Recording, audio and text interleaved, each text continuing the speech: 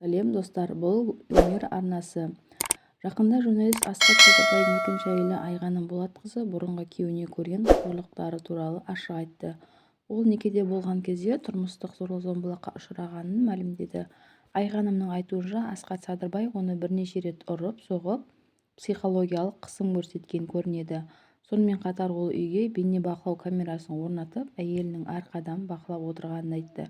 Айғанымның сөзінше, ажырасқан кейінде Асхат Садырбай оларға тыныштық бермей, балалары үшін соттасуды жалғастырып келеді.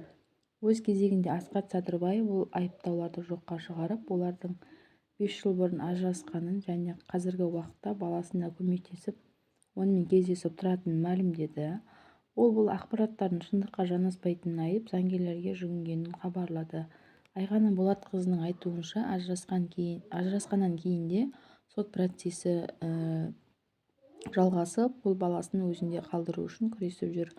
Ол бұрынғы күйеуінің тарапынан көрсетілген қысым мен қорлықтан шаршағанын айтып, көпшіліктен көмек сұрады.